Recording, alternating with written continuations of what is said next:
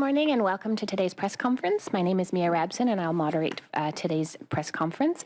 We'll hear today from Auditor General Karen Hogan, and then we'll take questions in the room followed by questions on Zoom if there's time. If you are on Zoom and you would like to ask a question, please raise your hand. Bonjour. Good morning and thank you for joining me. I want to begin by acknowledging that we are gathered on the traditional unceded territory of the Algonquin Anishinaabe people. I am here today to discuss 4 performance audit reports that we released this morning. As I near the third of my mandate, I'm feeling more frustrated than hopeful. As much as I'd like to report that government programs and services improve once weaknesses are identified, I find that is seldom the case. Pour nous, l'histoire est trop souvent la même. Année après année, nous livrons des audits qui dénotent des progrès lents et des résultats qui stagnent ou empirent. Dans le meilleur des cas, l'information qui pourrait aider les Canadiennes et Canadiens à comprendre si les choses s'améliorent ou s'ils empirent est incomplète. Dans de nombreux programmes et ministères, il semble que les membres du public se butent trop souvent à des obstacles lorsqu'ils tentent d'accéder aux programmes et services auxquels ils ont droit. Voyons d'abord notre audit des obstacles systémiques dans les services correctionnels. Nous voulions savoir si les programmes et services fournis par le Service correctionnel Canada reflétait la diversité toujours croissante de la population carcérale. Entre autres, nous voulions savoir si le personnel correctionnel avait la sensibilité et la conscience nécessaires sur le plan culturel pour mettre en œuvre des programmes qui répondaient aux besoins divers des personnes détenues.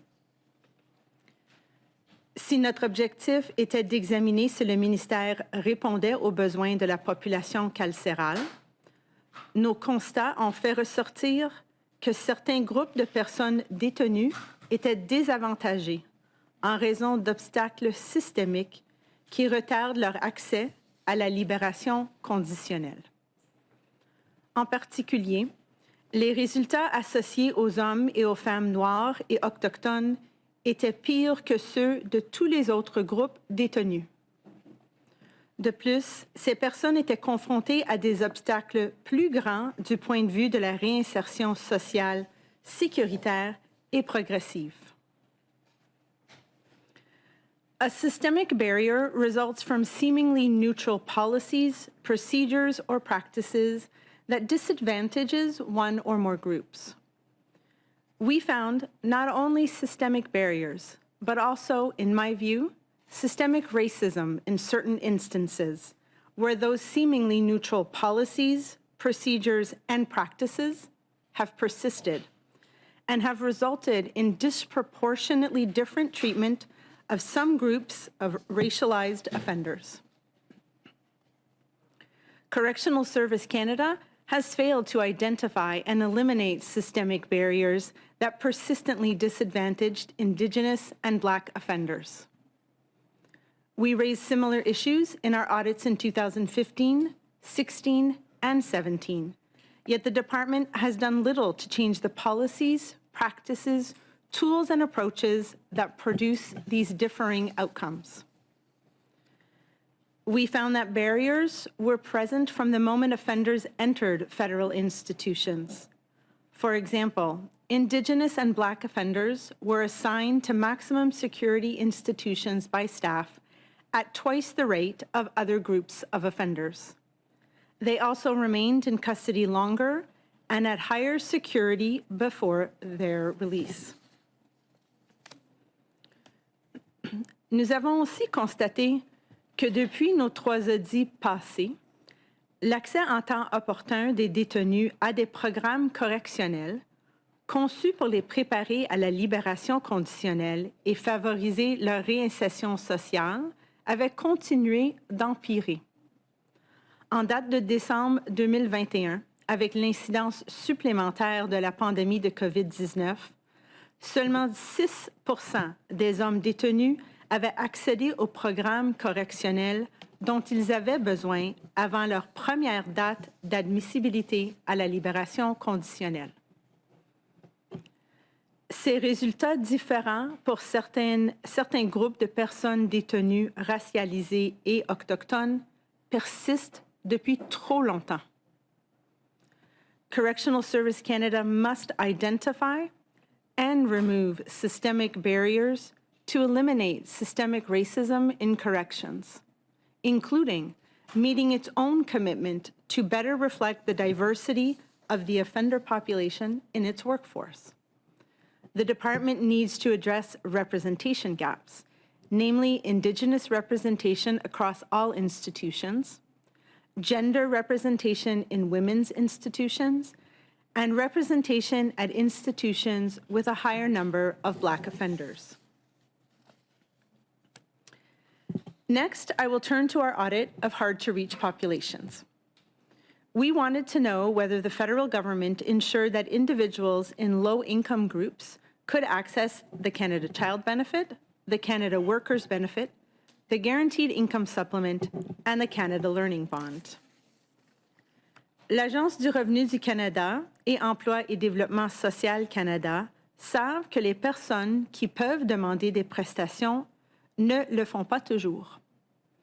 Les groupes à faible revenu qui sont difficilement desservis par les voies habituelles, les Autochtones, les personnes âgées, les personnes nouvellement arrivées au Canada et les personnes en situation de handicap comportent parmi ces groupes qui ne savent peut-être pas qu'ils peuvent obtenir certaines prestations. Ces populations difficiles à joindre font souvent face à un ou plusieurs obstacles pour accéder aux prestations. Elles ont donc besoin d'une aide accrue du gouvernement. L'Agence du revenu du Canada et Emploi et Développement social Canada n'ont pas de portrait d'ensemble exact et complet de ces personnes qui n'accèdent pas aux prestations. L'Agence et le ministère ignoraient aussi la plupart de leurs activités de sensibilisation ciblées avaient contribué à faire augmenter les taux d'utilisation des prestations parmi les populations difficiles à joindre. We also found that the agency and the department overstated the rates of people accessing benefits because they did not always account for people who had not filed income tax returns, a requirement to access most benefits. Though the agency and the department have taken some action, they still lack a comprehensive plan to connect people with benefits. As a result, they are failing to improve the lives of some individuals and families who may need these benefits most. Our third audit focused on the processing of disability benefit claims for veterans from the Canadian Armed Forces and the Royal Canadian Mounted Police. Overall, we found that veterans waited almost 10 months for a decision when first applying for benefits. Processing timelines were longer for Francophones, women, and RCMP veterans. Nous avons également constaté que les données du ministère sur le traitement des demandes de prestations étaient médiocres et qu'elles étaient mal organisées. Par conséquent, Anciens combattants Canada n'étaient pas en mesure d'établir si les initiatives qu'ils avaient prises pour améliorer le traitement des demandes de prestations avaient accéléré le processus ou l'avaient ralenti. Nous avons noté que le financement et près de la moitié des employés affectés au traitement des demandes de prestations étaient temporaires et que le ministère n'a pas de plan de dotation à long terme. L'incidence combinée de ces lacunes est telle que les vétérans attendent trop longtemps avant de recevoir des prestations. Ils vivent des délais inacceptables qui peuvent nuire à leur bien-être et celui de leur famille. Notre dernier rapport aujourd'hui fait le suivi de notre audit de 2015 sur l'utilisation au gouvernement de l'analyse comparative entre les sexes plus, qu'on appelle aussi ACS+. Cet outil d'analyse vise à réduire les inégalités existantes et possibles qui sont dues au genre et à d'autres facteurs identitaires croisés. Dans l'ensemble, notre audit a démontré que le gouvernement ne sait pas si les mesures qu'il prend aboutissent à des résultats meilleurs sur le plan de l'égalité des genres pour divers groupes de personnes. Dans bien des cas, l'analyse a été effectuée, mais nous n'avons pas observé d'effets concrets sur les résultats. We found that long-standing challenges that we previously identified continue to hinder the full implementation of GBA Plus across government. Although the lead organizations have addressed some of the recommendations from our 2015 audit, many others date back to our first audit of GBA in 2009. Some of the challenges include gaps in the capacity to perform a gender-based analysis and the lack of data available on demographic factors. In addition, we found that the government doesn't know if GBA Plus is achieving its goal because its impacts have not been measured and reported on in a consistent and structured manner. The Privy Council Office, the Treasury Board of Canada Secretariat, and Women and Gender Equality Canada need to better collaborate and ensure that all departments and agencies fully integrate GBA Plus in a way that produces real results for all of Canadians. To sum it up, these audits point to long-standing problems and barriers across a broad range of government activity. These barriers are unacceptable, whether faced by Indigenous and Black offenders or by low-income individuals and veterans accessing benefits. As to the barriers that GBA Plus is meant to break down, while there is a greater dialogue and awareness today of gender and identity factors, actions have yet to catch up with words. Le gouvernement fédéral doit faire mieux. Toutes les Canadiennes et tous les Canadiens, peu importe leur genre, leur race, leur capacité ou l'endroit où ils habitent, méritent mieux, et même bien mieux. Thank you. Je vous remercie et je suis maintenant prête à répondre à vos questions. Thank you. We'll start with questions in the room. One question and one follow, and then we'll move to Zoom if there's time. We'll start with David Thurton from CBC News. Hello, good morning. It seems like globally, when you look at all your reports, you're making a statement about how seriously this government takes vulnerable populations, racialized populations, gender diverse populations. So I'm wondering, just to start off with the questioning, what do your findings say about how seriously, how much this government cares about these populations beyond just the words? I think you've probably nailed it right there in that there's a lot of commitments, a lot of action plans, a lot of activity that we've seen across these 4 audits, but previous audits as well. But it's time for really all of that to be translated into concrete, real, different outcomes for Canadians, whether it be individuals who are incarcerated in federal institutions, whether it be climate change, whether it be accessing low-income benefits. It really is about having the information to demonstrate that there is a better outcome, but actually taking some meaningful action to target those vulnerable populations and reach them and remove the barriers to their access to all of the programs that the government offers. So in other words, less appearance and more action, right? That's what you're saying. And then that's my second question. It's been 7 years since Veteran Affairs met its targets for processing applications. Just, if you could expand about your concern about that. You've outlined your concern in your opening remarks, but if you could just expand on your concern on what that means for those veterans who have to wait, I believe it's, 9 months, or on the median wait time was 9 months, what it means for them, and why women's applications are taking so long to process. Did you get any insight as to like why it's taking so long? Overall, when I look at the results in our audit on veterans, processing of veterans' disabilities, I'm really left with the conclusion that the government failed to meet a promise that it made to our veterans, that it would take care of them if they were injured in service. The service standard to provide a decision about access to benefits is about 16 weeks or 4 months.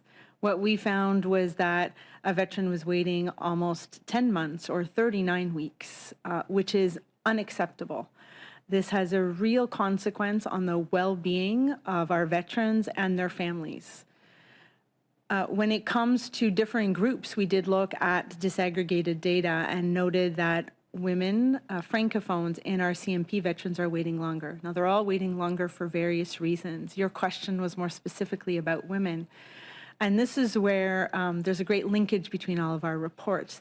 If you applied a GBA plus lens to why are women waiting longer, they hopefully would have identified earlier that the application form didn't include a place for the maiden name of a woman. So if you entered or exited a marriage during your service, there was a delay in perhaps matching your service time or your medical records to your application. And as such, it resulted in women waiting longer to hear about whether or not they were eligible for benefits. Kevin Gallagher, CTV News. Hi. So I'd like to just follow up on the report you did under the veterans benefits. I guess the question was really, you point out that there was more money, more staff hired, even though it was temporary. But still, even though those steps were taken, what fell short? Why wasn't the government able to meet this objective? Mm-hmm. So it's an excellent question, and I think I would summarize the why in probably three items. One was waiting for information, whether it be medical information or to have a complete file. Honestly, it's the mismanagement of some of that information. I'll say there was, some file mismanagement that we absolutely saw. The second thing would be a very large increase in applications over the last few years, and not having the capacity to keep up with that. And then finally, which is linked to that capacity, is that both the funding and half of the employees were temporary. Why that is a concern is that it takes time to train and onboard an individual. And we saw high employee turnover because people were seeking more permanent employment elsewhere, and hence it always just created more issues. We made a recommendation to Veterans Affairs Canada that they need to find a long-term stable way of funding the treatment of applications, because the temporary nature was meant to deal with the backlog. Well, they can't address the backlog, let alone keep up with the increased demand. So it really is time to have a more stable long-term view of how to process these applications. For Indigenous and Black inmates, what are the specific programs? You mentioned that there is evidence of systemic racism and systemic barriers. So what are the specific programs and the specific barriers here that are limiting, I suppose, the services in terms of reintegration into society? And I also sort of want to, I know it's a bit of a two-parter in that sense, but you mentioned that there was a higher rate of, maximum security for Indigenous and Black inmates. How is that correlated with the crimes they've been sentenced to? So, I would make an assumption that if they're in a high or maximum security institution, they have been convicted of a crime that was justified. Is there data that points out that there are people who are Indigenous and Black in maximum security prisons who would otherwise be in a medium or minimum security institution given the crime they've been convicted with? I'm sorry, rambling, long-winded question, but I think you know where I'm going. Yeah, I understand.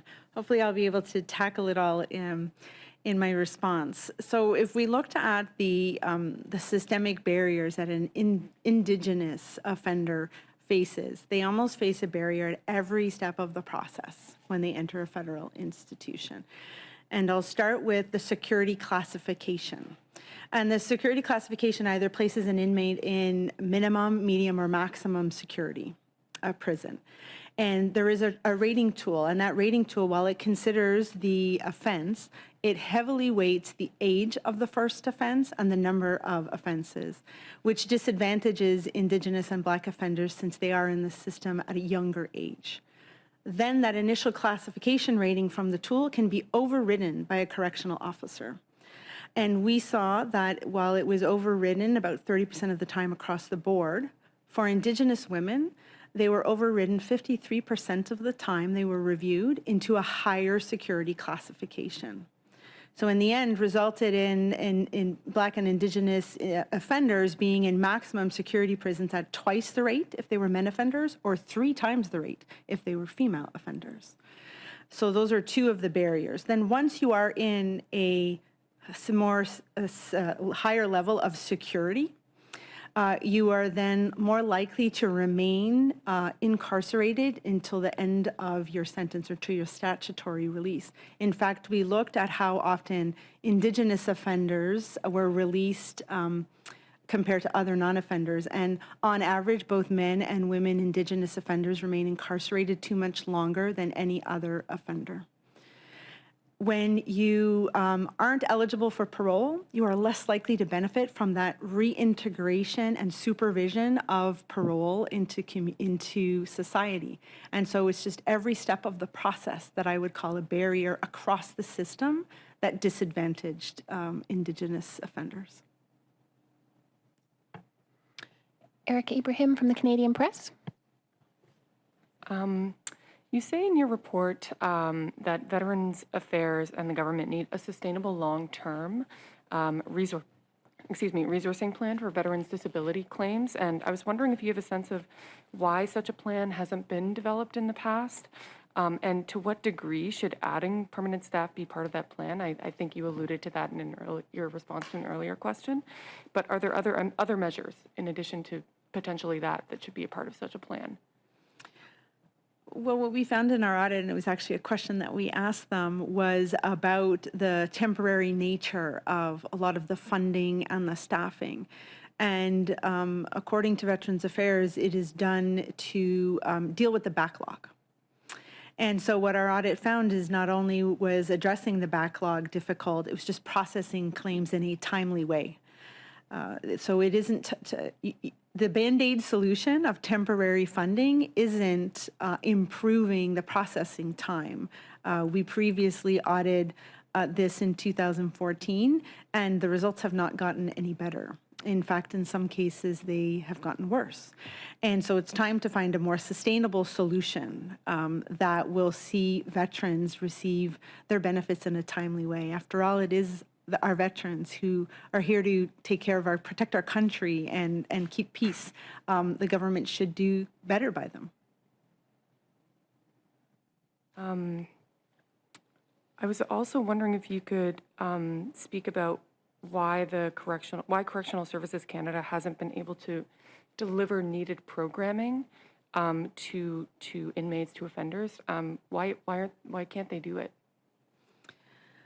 That's an excellent question that I really suggest that you ask Correctional Services Canada. You know, the correctional programs are meant to help offenders overcome some of the risks and deal with some of the reasons for why they are incarcerated, and then allow for a more successful reintegration into society. So timely access is important so that they can then benefit from that supervised reintegration. The issues that we found in 2015, 16, and 17 persisted, and if anything, got worse. Back in 2015, we saw that about 35% of men offenders were able to access a program before they were first eligible. And over the 4 years in our audit, that steadily declined from 19 to 14 to 11, and then landed at 6% because of the impact of the pandemic. So they really do need to find a different way to organize all of those programs. And that is one of the recommendations that we gave them, because that timely access is so critical to an offender's successful path forward. Okay, we'll now take questions from Zoom. If you have a question, please use the raise hand function. We will start with Chris Nardi from the National Post.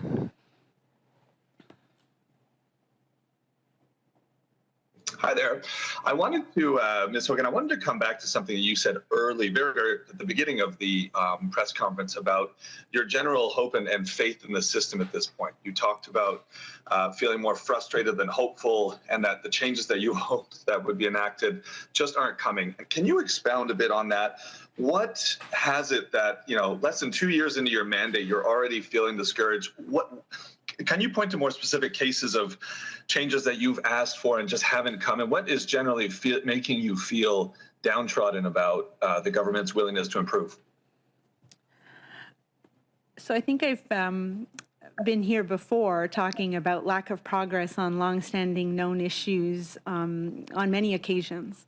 We'll look to pandemic preparedness and the need to find a better way to share health information across the country that had not yet been addressed until the pandemic hit.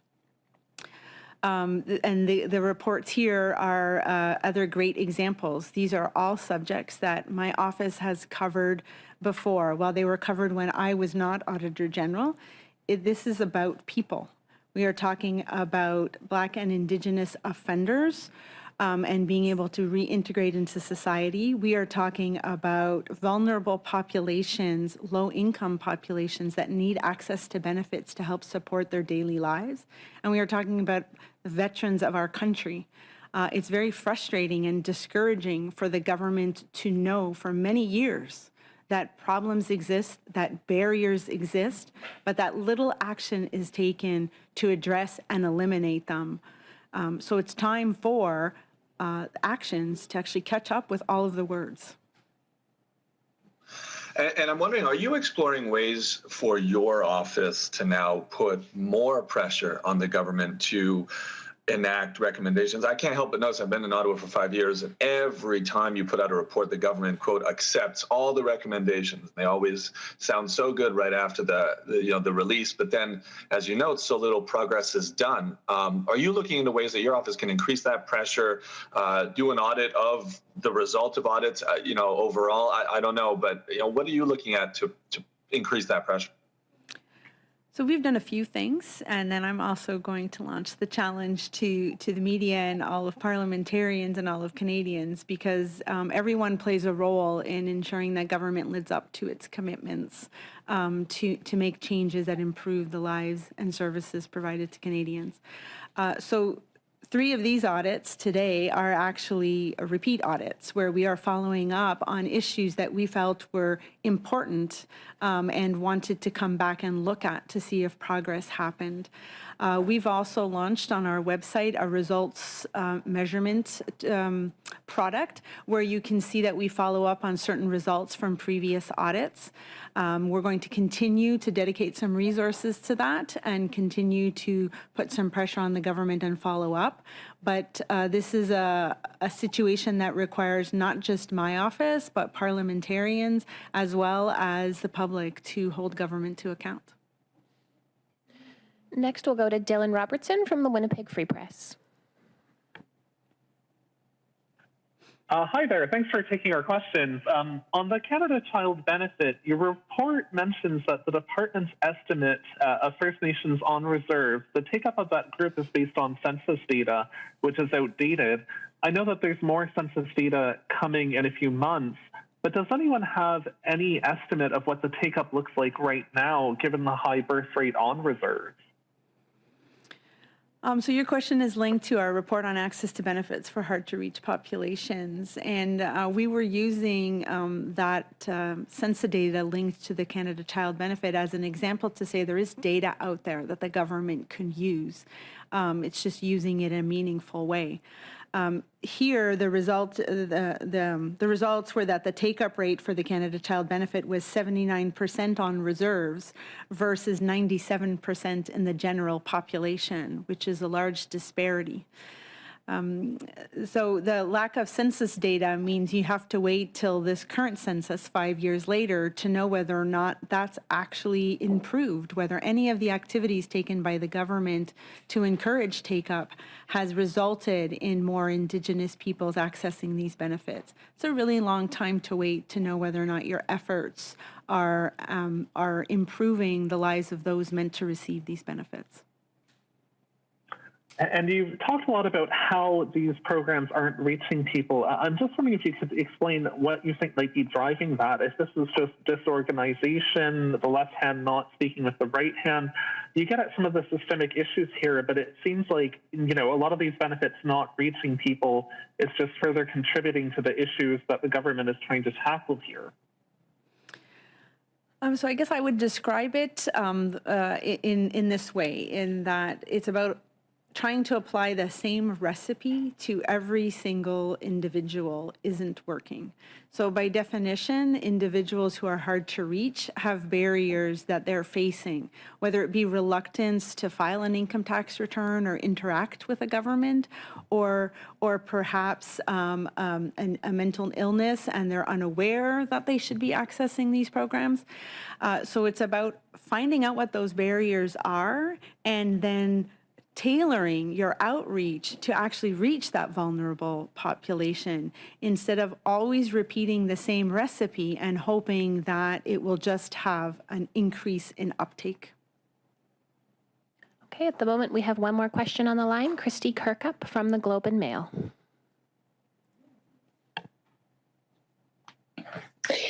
Hi, thanks very much for the opportunity. I know you've received additional questions kind of in this vein, but I'm wondering specifically the piece about the Correctional Service of Canada. The report tabled this morning notes again that the overrepresentation of Indigenous people in the federal system has been highlighted previously by your office.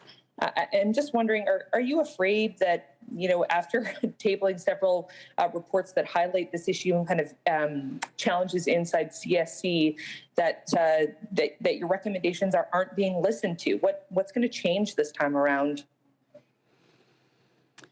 Well, I've had several conversations with the commissioner over at Corrections Service Canada, and she herself acknowledged in the recent clerk's call to action that systemic racism exists in corrections.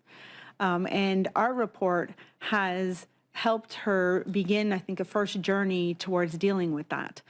We've identified some, there are likely other systemic barriers that are resulting in differing outcomes for offenders based on their race or ethnicity. It's now time to tackle those barriers one at a time in order to change the outcomes. And I think it's really needed to look at tools on a much more regular basis than they're currently doing so as the diversity of the offender population continues to evolve. You need to make sure and validate that it's responsive to the offenders that are in your care. Christy, do you And have just a as a follow-up, yes, thank you. You know, are you afraid that, I hear that the commissioner seems receptive to this, but beyond that, is there any evidence to suggest that there's actually going to be meaningful change on this front and that your office is not going to have to report on this again? It seems like a bit of a deja vu situation every time you report on this specific agency. I think that's how we started off today, saying I was frustrated and I'm discouraged that the fact that Corrections Services Canada knows about these barriers, knows that they need to break them down and change the differing outcomes, and they haven't taken action. We will obviously, as I stated previously, keep monitoring them, but it is also up to Parliament to hold them to account in order to make meaningful change. It is long past due that Black and Indigenous offenders have outcomes that are better than they're experiencing right now. So I think we have time for a few more questions. We'll come back to the room. David Thurton from CBC News. Hi, yes, I just wanted to come back to some of the analysis that you've done with the hard-to-reach populations. do you have a sense of what percentage of the target population the government is missing because they're not really accounting people who aren't filing their taxes, if I understood your report correctly? Do you have a percentage of how much people we're leaving out? Unfortunately, I don't have a sense, but neither does the government. Right? So it is estimated that approximately 10% or a little more than 10% of the population that should file tax returns is not filing tax returns. And that's just a portion of the individuals perhaps that are hard to reach. So these programs that we looked at are income tested programs, and they are programs that you could explore, as they're doing with the guaranteed income supplement, a different way of demonstrating income other than a tax return. And it's that sort of creative thinking to go out and reach that hard to reach population, which might be helpful in trying to actually increase uptake in some of these programs. Do you have a follow-up, David? Yeah. And if I could just if we could just talk about the vet delays. You did a good job explaining what the problem is with women. Can you maybe dig into a bit with why there seems to be a gap with francophones in particular when it comes to the difference? There seems to be a problem versus anglophones versus francophones in processing their applications. What did you find there? Mm-hmm. So as I mentioned previously, we did see that all veterans overall are waiting much too long for the benefits that they should be receiving. And we identified that three populations, the women, francophones, and RCMP, are waiting longer than the average veteran, which is 39 weeks. When it comes to francophones, we saw a different reason. They were all for very different particular reasons. A few years back, there was a report done, I believe, by the Ombuds office that noted that francophones were waiting very long for their benefits. And at that time, a group was added to the Montreal office, and a francophone group was added in order to handle the processing of francophone applications. That group cannot no longer keep up with the increase in the applications that are being received, and hence francophones are waiting longer than average veterans to receive their benefits. En français? En français, absolument. Absolument. On a regardé les délais dans le traitement des demandes de prestations pour les vétérans, et on a constaté que les vétérans attendent 39 semaines ou environ 10 mois pour leur prestation, qui est loin du service, le standard de service de 4 mois. On a constaté aussi que certains groupes attendaient encore plus longtemps que les 39 semaines, que ce soit les femmes, les francophones ou les vétérans de la Gendarmerie royale du Canada. Quand ça vient aux francophones, qui était votre question plus pointue, on a constaté qu'il y avait un rapport du Ombuds en 2014 qui avait noté que les francophones attendaient plus longtemps. Et alors, Anciens combattants a créé un groupe à Montréal et un groupe francophone qui pouvait traiter les demandes en français. Mais l'augmentation de toutes les demandes est telle que ce groupe-là n'est pas capable de gérer toutes les demandes, et les francophones attendent plus longtemps que d'autres vétérans pour avoir les résultats de leurs demandes. Kevin Gallagher, CTV.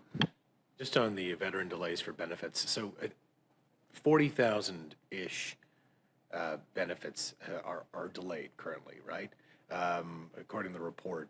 Out of how many, like total? And is there an estimate as to how many employees the government needs to bring on permanently to not just address the backlog, but as you say, fix the issues so that there isn't a backlog that you're always working on? Mm-hmm. So unfortunately, I don't at my fingertips have the stats of how many applications they've processed, but our report does highlight the applications that are not being processed. So those that are sort of still waiting for information, those that haven't been assigned yet to an individual, and those sitting in the backlog, which are already over 16 weeks past the application date. So perhaps you could reach out to my office and they could give you some of the more specifics. I just don't know them right now off the top of my head. For a follow on systemic barriers within the corrections facilities, what are are there some concrete steps that corrections of Canada needs to make to address, like, what what are the, what's the first step? Because it does seem that if you're saying at every stage there is a systemic barrier for Indigenous or Black inmates, how do you start approaching this problem? So a problem that runs across your system might seem daunting to tackle, and it's about doing it in a methodical way. And many of our recommendations are pointed at exactly that. The first is revisiting that security classification tool with an independent party to help ensure that it is vetted for all offenders. The current one was created 30 years ago, was vetted in 2012, but never validated whether or not it was effective for Black offenders. And so you need to make sure that the tool will match and not result in disproportional outcomes for your population. So that would be the first thing. Then the overrides, we recommended that they look at better oversight over the overrides and understanding why Indigenous social history isn't always considered when there are overrides for Indigenous offenders. Then just taking a look back at those overrides, not only by an individual person, but across an institution and then across the group of institutions to look for trends, because that's how you will break down the barriers that might be in your tools and processes that you just aren't aware of. And then obviously looking at the timely access of their programming, which is so essential for an offender to be able to apply for parole and then to be able to benefit from supervised reintegration in the community. So it would be those three factors I think they should tackle first. So I think we have time for maybe one or two more questions on the Zoom. If anybody has a follow-up question, please raise your hand, and we'll go to Chris Nardi from the National Post. Hi there. I actually just really have one more question. Ms. Hogan, you've been at the OAG now for, I believe, the better part of it over a decade. Correct me if I'm wrong, but and so I was wondering, kind of looping in kind of all the questions of my colleagues about, how these issues are reoccurring. Are you surprised, since you've gotten to the head of the OAG, are you surprised at how little follow-up and how little action actually comes from the government following your report? Was that a surprise for you coming into this top job, or did you expect it considering how long you'd been there and had been observing this for a while? So you're correct. I've been with the office 16 years, almost 3 now as Auditor General. Most of my career was spent doing financial audit work where recommendations are quickly acted upon to improve financial reporting, to improve internal controls. And so I'm always surprised when a recommendation is agreed to and then action not taken. But I'm particularly frustrated when I look at the reports that we have here because they affect people. And I just expect better from the government. I think Canadians expect better from its government. And so I do think that it's time for all of these commitments to be matched with concrete actions. Thank you. Appreciate it. Okay, I think seeing no more questions, that'll conclude today's press conference. Thank you very much. Thank you.